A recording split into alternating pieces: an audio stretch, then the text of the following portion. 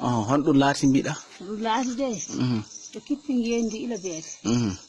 tawi ko won taƴama fare ñawde seeɗa ɓe nangi tatteji ɗi ya ɓe mbari yimɓe amen taga anni to tagato minen ka minen toon ɓe kaata sona e pini ɓe garti dow ngendi ɓe nangi laawi ɗi debbo yaltata gorko yaltata gorko fu mo ɓe kawri e mbara kamɓe ɗon sonkoɓe gorko fu mo ɓe kawri e mbara gorko fu mo ɓe kawri e mbara kono o indiyayi sukaɓe 12 ane hen sukaɓe fay duuɓi 10 ane hen worɓe ɓe nanganta e mbara kamɓe ka koɓe kawri wonno cofedi e mbara ɓe ñalirino ila beete gacce wala fa salifana juula fa lasara ɓunde ɓe ley ngendi tawi ɓe pelle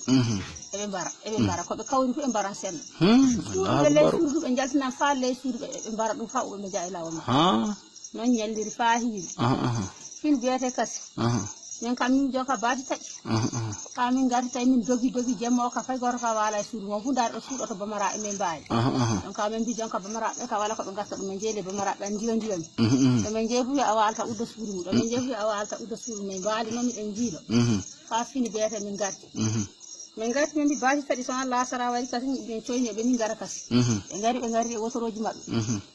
ɓe ngari ɓe naate ɓe poya gawri ɓe poya neegu ɓe poya kaŋŋeeli ɓe poya cardiri ɓe poya daabaji ɓe keedi e jamma ɓe mbara kasi sa e ley jamma o minen ka jonka minen rewɓe keɓɓe so reeni fof min ka noon ndenori ko jaltumi to kaɓɓu wotoro an dakire gartumen sukaɓe an ɗum ɗum e mbajuure tawi kammu ɓawli kirin kammu o waali an toɓa mi e koreji amen fa jooyi min jamade min jalti ley ladde nde hunde fof so yefata sina balu fu onon o rewɓe tan fuu men rewɓe gorko fu wala taw worɓe ka fu witti mo dogare fu daɗani ko maayi to an leli to ɓanta kam wuuɓe jonka mo fu sankitike darɗo heen min gayi e dankusa tawi dankusa ka milan ana ɓuuri dankusa ka ko wari to ñande fu jonka fu kulɗo pati wari allahu akbar min jokki men kasi wotoroji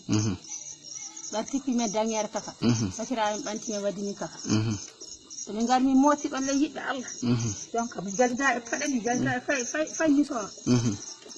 sukaloy amen fay saaji wara min fuu ni min jaltir no bonndi joppuɗon cuuɗi moɗon min joppi cuuɗi amen anni wedi e dabaji moɗon fu to yoppi dabaji amen nayi amen be amen fu min anda ɗo woni fu ɓe ɓanti hay hunde min teddorata